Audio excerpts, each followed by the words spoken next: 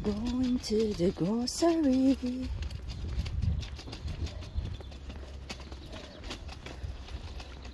Tuesday, grocery. Ang ganda ng sikat ng araw. Very nice weather. Pero malamig ang simoy ng hangin.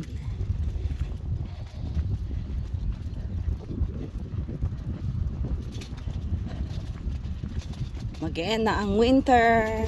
And Aviv na or spring na dito. Later is marami ng bulaklak. Pero ngayon marami ng bulaklak ngayon.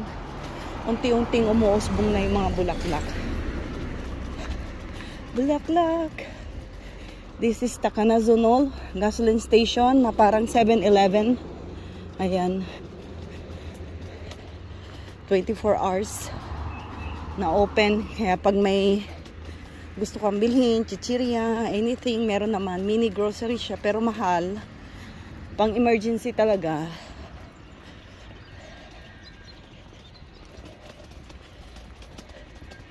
Hindi pa ako nakakalayo. Humihingal na ako. Ano ba yan?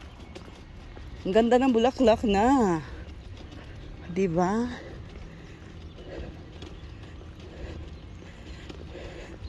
Yung pulang maganda. So this is Migdalemek. Ang buhay ko dito sa Israel, grocery, laba-laba, linis-linis, bahay. Tapos alaga kay Lola. Tapos magluluto. Yan. Pinaganda lang na caregiver. Pero katalang. But I'm very proud of being a caregiver. Diba? And hindi ganun kadali ang trabaho namin. Pero nakaka-proud. Kasi nagagawa namin ang lahat ng bagay. And dahil sa sweldo namin dito, nasusuportahan namin ang aming mga pamilya. Tapos, yan nga. Sawa ng Diyos. Maganda ang salary dito. Medyo malaki ang salary dito. Totoo. Pero yung iba malaki. Yung iba hindi.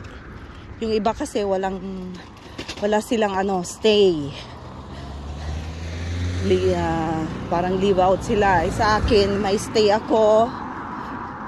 May allowance weekly.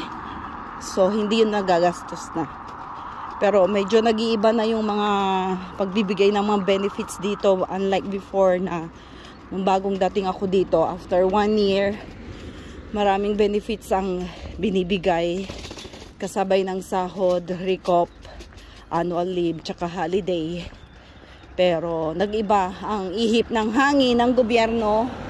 Pero depende naman sa amo kung gusto nila. Kasi yung annual leave, ginagawa na nila every 3 years. Ibibigay nila yon sa'yo. Tapos, ang mangyayari is, malaki ang kanilang ibibigay after 3 years. So, ayaw nilang mag-yearly doon sa annual leave. Tulad ng amo ko. Masakit sa kanyang bulsa pagdating ng araw after 3 years ulit. Kasi sabay-sabay ang benefits. Maganda kasi maganda ang benefits dito. Pag talagang nagtiis ka sa iyong amo ng how many years. Kahit na mahirap, pinagtiisan ko din. Mahirap ang trabaho ko nung una guys. Talagang kos-kos balongos ang aking alaga. But alam mo mga Pinoy is matyaga. Ayan, 332 papuntang Haifa. Tapos kahapon sa Haifa, may nangyaring terror. So, may namatay na isang matanda.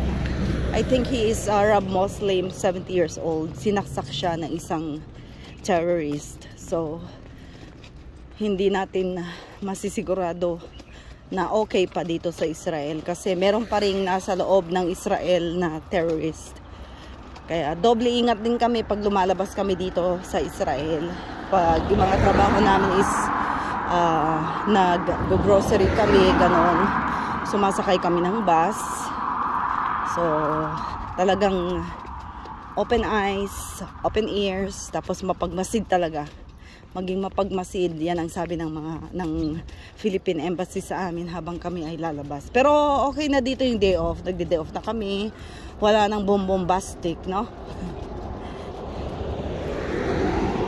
Yan, kwentuhan tayo habang ako ay mag-grocery. Dala-dala ko ang aking agala, ang aking mahiwagang basket na may gulong. Naglalakad ako papunta, pero pagbalik, magbus na ako kasi medyo mabigat na yung dala ko. May mga off. Pero pang minsan naglalakad ako kasi sayang din ang ating exercise kasi ating katawan is lobong-lobo na. My God! Wala pa ang dahon ng puno na ito. Pero ang ganda ng puno, diba? Usual dito ako dumadaan sa Main Street habang tayo nagkukwentuhan sa mga nangyayari dito sa Israel.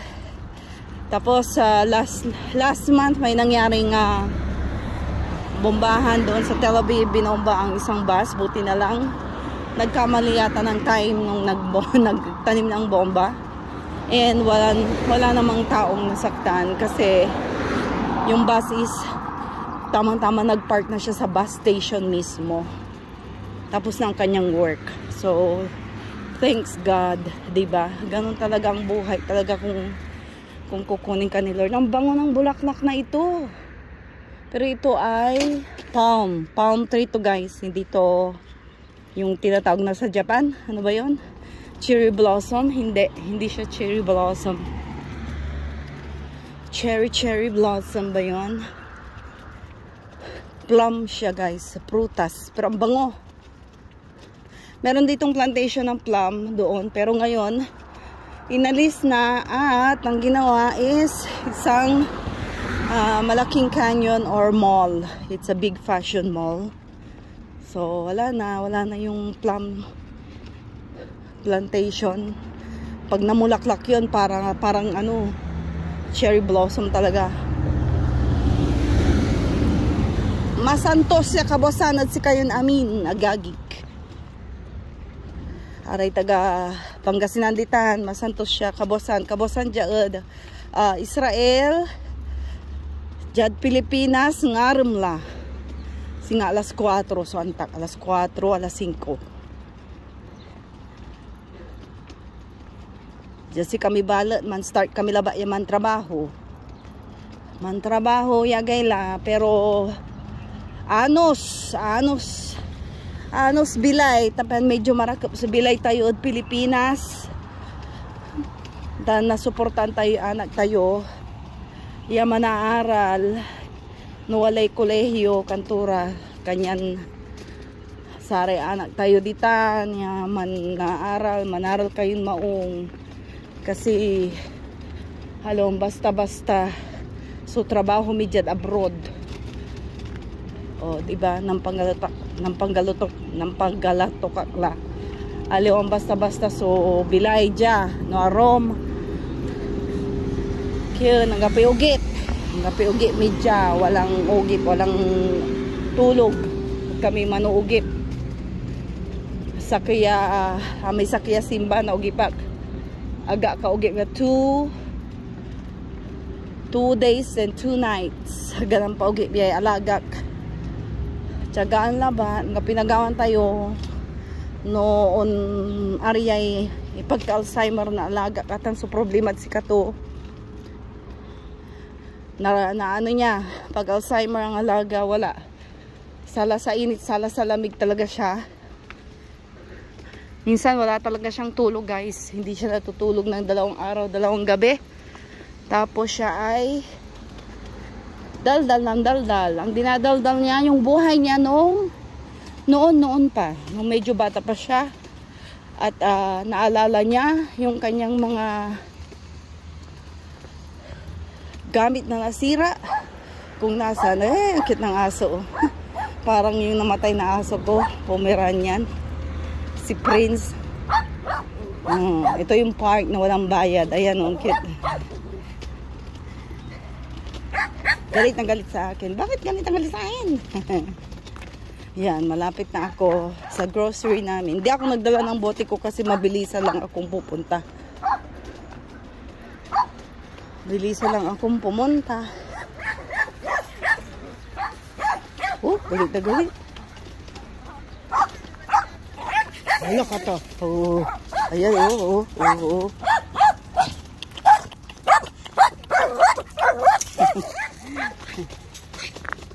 Yan, bye. Ganda mga bulaklak. Yan ang aking mga view habang ako'y naglalakad. Bulaklak na magaganda. Diba?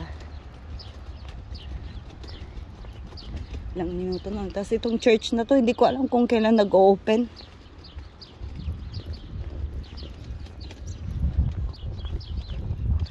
Kagandahan sa place ko is napakatahimik. Tahimik dito guys sa place ko. Tahimik lang dito. At gustong gusto ko dito talaga.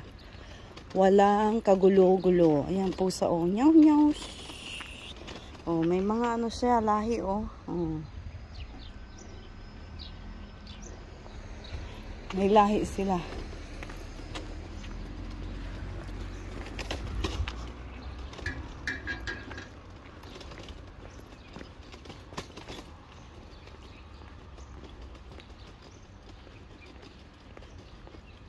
Ito ang condo style ng mga bahay, mga old na condo.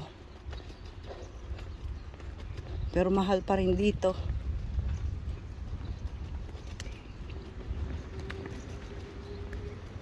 Tahimik, walang tao. Workaholic ang mga Israeli dito. Grabe silang magtrabaho. Alam nyo ba ang mga matatanda dito, nagki-caregiver pa, hindi ka guys sa Pilipinas, pag 40 ka na, wala na.